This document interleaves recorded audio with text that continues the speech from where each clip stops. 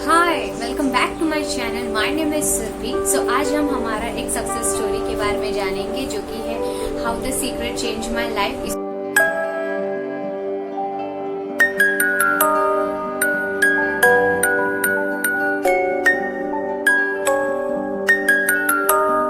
से मैं आपको एक सक्सेस स्टोरी बताऊंगी जिनका नाम है मिसेस मार्था। वो अपने फैमिली के साथ रहती है। उनकी डॉटर जो 21 इयर्स ओल्ड की है उसके लड़के के साथ एंड एक डॉगी होता है, मेल पग होता है, उसके साथ रहती है।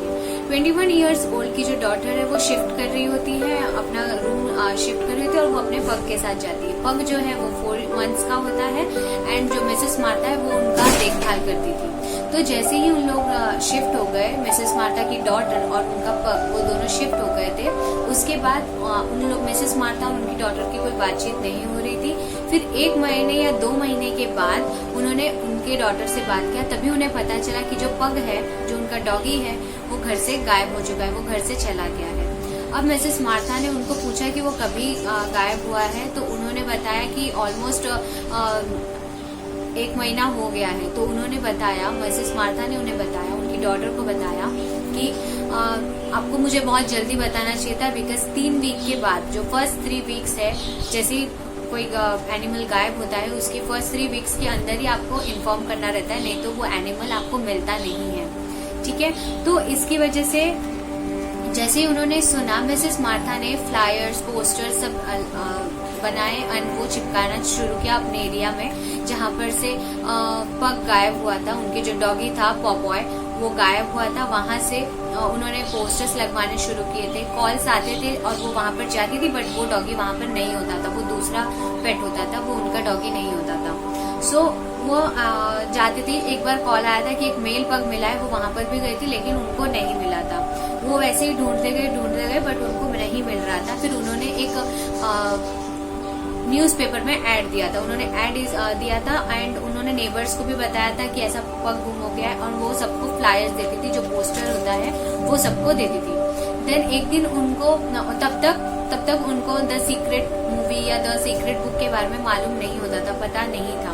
ठीक है, एक बार वो अपने लड़के के साथ यूनिवर्सिटी जा रही थी विजिट के लिए, अपना कॉलेज में जा रही थी। तो उन्हें उसके लड़के को कुछ बुक्स लेने थे, तो वो बुक स्टोर में गई थी अपने उसके कैंपस के बाहर। तब तक उसे नहीं मालूम था द सीक्रेट के बारे में। उनको जो जो बुक चाहिए था वो लेके निकल गए थे, वहां से चले गए थे। फिर वापस से एक दिन जरूरत पड़ा तो वो लोग गए, दोनों मिसेस मार्था और उनके सन दोनों गए थे। तभी उनकी नजर द सीक्रेट बुक पे पड़ी, जो कि था बहुत अट्रैक्टिव लगा उन्हें। तो वो बुक लेके घर पे आई एंड जैसे ही उन्होंने वो बुक रीड किया, द सीक्रेट बुक उन्होंने रीड किया, तभी उन्हें समझा कि पॉपॉय अभी घर क्यों नहीं है। बिकॉज वो जैसे ही गायब हो गया था, उन्होंने उसका जो खाने का जो रहता है प्लेट, वो हटा दिया था, उसका जो बेड था वो भी हटा दिया था। तो इसीलिए उसको नहीं मिल रहा था वो पॉपॉय। इन्होंने ये द सीक्रेट बुक पढ़ने के बाद उन्हें समझा। ठीक है, फिर उन्होंने क्या किया, वो सारे जो सामान थे पॉपॉय के, वो सारे सब बाहर लेके आई थी। उसका बेड सब हॉल अपना बाहर लेके आए थे, और जो उसका खाना था, पॉपॉय का खाना था, वो भी वो खरीद के लेके आ गई थी। जैसे कि पॉपॉय घर पे ही है, उनको ऐसा लग रहा था कि पॉपॉय घर पे ही है।